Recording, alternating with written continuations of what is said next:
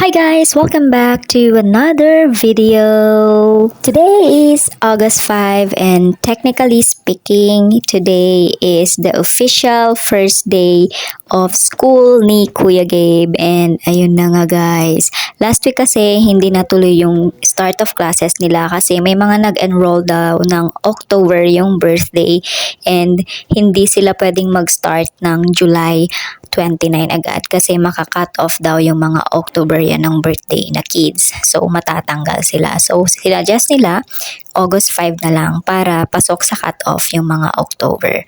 So eto na, first day of school. Kagabi na prepare ko na yung mga things, bags ni Kuya Gabe and yung damit niya. And then na-realize ko may sugat pala siya sa paa. So yung na-prepare ko na damit niya na parang formal etc. hindi babagay kung magsa-sandals lang siya. So, nilabasan ko lang siya ng maong and then simpleng polo lang. So, after din ko naman kumuha ng mga damit, ayan, may kita nyo guys, double bed lang yan. Pero, oh my gosh, I don't know paano kami nagkasya sa bed na yan. Tatlo kami. May kwarto kami, pero yung mga kids, gusto pang makisiksik sa amin sa sala. So, lagi kasi kami ni daddy sa sala natutulog and then yung mga kids sa kwarto. Naku, wala nang toothbrush, wala nang hila-hilamos. Pinuksan ko na agad yung ilaw sa kusina and nag-start na rin ako na mag-prepare ng kailangan. Una kong ginawa, syempre, is magpakulo ng tubig. Yes guys, nagpapakulo pa rin ako sa takore. Sanay naman ako sa takore, lagi magpakulo eh. Hindi kasi umabot yung in-order namin online ni Daddy Edmar na shower heater. Pag dumating na yung heater, hindi ko na kailangan magpakulo ng matagal sa gasol. So, time consuming kasi yung pagpapakulo ng tubig. Alam nyo yan, di ba? So, pag nandyan na yung heater, gisingin ko na lang si Gabe 30 minutes before ng klase niya. Kasi ang school niya dyan lang sa kabilang kanto. So, ayun na nga guys, nagsaing na rin ako para makapagluto na rin ako ng breakfast niya. So, sa pagsasaing, alam nyo na, o diba, ang liit ng kaldero namin. Yes guys, kasi ang kumakain lang naman na ng rice is tong 3 itlog.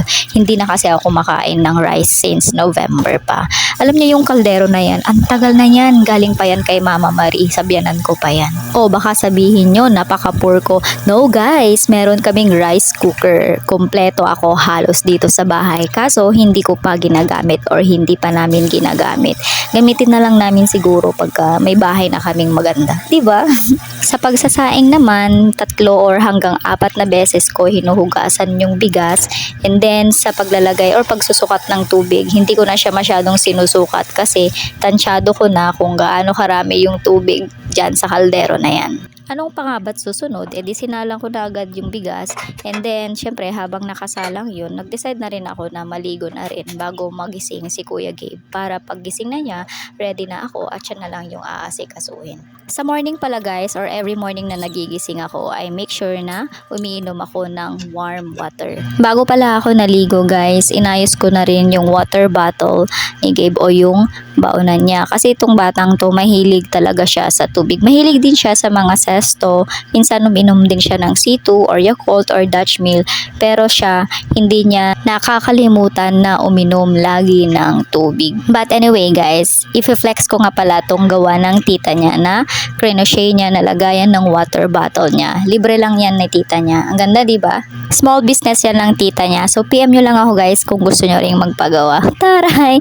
So ayun na nga, kumulo na yung tubig and of course, ako na yung unang naligo.